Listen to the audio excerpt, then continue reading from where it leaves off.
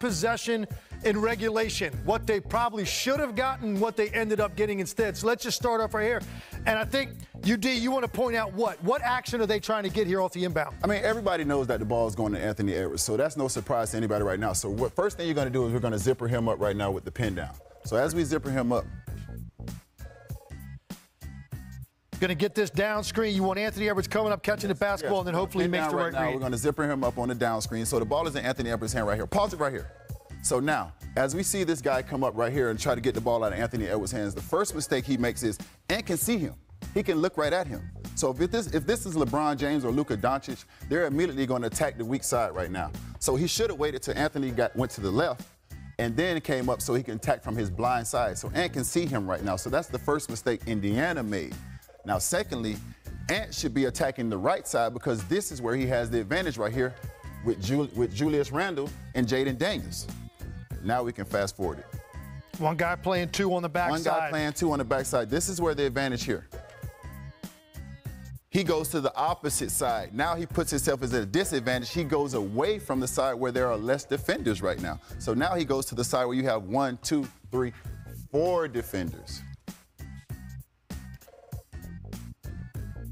Jaden Daniels does what he's supposed to do. He pulls out of the corner. Mind you, he had just hit the 3 that sent it to 115 before it went into overtime, shooting 40% from 3 right now. So Indiana made a mistake by over-rotating early, taking away Julius Randle too early. This guy should have been playing 2 right here in between. He rotated over, took away Julius Randle too early, left Jaden Daniels wide open to the pool, 40% three-point shooter. This is the maturation for Anthony Edwards. This is the next step. LeBron James, Luka Doncic, guys like that, those guys make that play. You see how crowded it is over there? I put this at the end. Julius Randle, when this ball goes off to him, his head goes down because he's frustrated with the shot they got. Now you go to overtime. So this is what Minnesota did wrong. What did Indiana do right? Starts off here. At the beginning of this possession, you had Anthony Edwards picking up the hot hand on the court, Obi Toppin. So this is his man right here. Weak side, we got these two guys matched up. Now you're going to see T.J. McConnell is going to get that brush screen. He's going to try to get some penetration along the baseline to force a reaction on the weak side. And actually, Minnesota does a pretty good job. Right here, you see a recognition of this screen, which means now there's a switch. So now Obi Toppin is guarded right here on the weak side of the floor. Anthony Edwards doesn't fully commit, but he's going to help a little bit on this penetration. But here is ultimately what gets Obi Toppin free. The fact that he continued to come up the floor before he reverses direction. By doing that, he freezes this defender right here. And now, as a result, he gets there almost in time, but not quite. Now, look, this is a ridiculously difficult shot. It's pretty good defense, actually great defense in the corner. But at this point, Obi Toppin had already hit 3 threes late in the game and into overtime. So this is the hot hand at all costs. You've got to keep it off the three-point line because a 3 beats you, a 2 forces a second overtime. You can't even let a catch happen in that situation for the hottest hand on the court, which was Obi Toppin. Great execution by Indiana, a breakdown for Minnesota defensively and offensively. As a result, they lose a tough game. The margins in the West are razor thin, and that is the difference between moving up and being John Mayer, free-falling. After the dust settled on Monday, this is where the postseason picture is. The Rockets, they used their 7th straight win to leap up to that 2nd spot in the West. Now, the Grizzlies, they dropped to 5th. They're just behind the Lakers by percentage points. Everyone, though, still way behind the Thunder. So, Tim McMahon, we're just going to call you the non-California Western-based reporter. You literally cover every Western team besides the ones that are based here. We know the Thunder, they've separated themselves as an elite contender here. But after them, I don't know. Who's the 2nd best team in the West? Yeah, and you could go for 4 or 5 different teams here.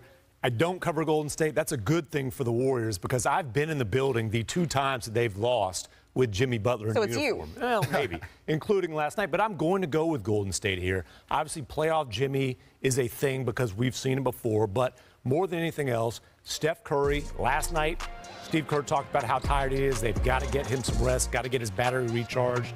But he's still playing at the peak of his powers. Him and Draymond Green, 4-time champions.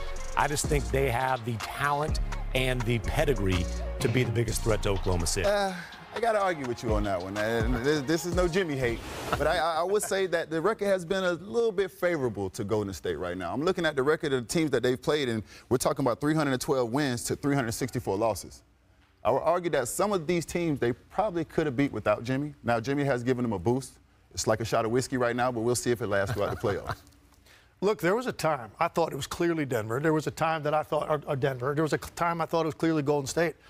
I can make an argument for any of those teams, but I think the strongest argument is for the Lakers with a healthy LeBron. When you look at their body of work defensively as a team prior to his injury and the way they just were climbing rungs in the ladder in terms of their defensive metrics, it got to the point you bought in to the Los Angeles Lakers being good enough defensively, and none of us thought that halfway through the season. In addition to the way LeBron and Luka were starting to mesh offensively. And then the final component for me, it's time we start talking about Austin Reeves as one of the best third options in this league. That's how good he has become.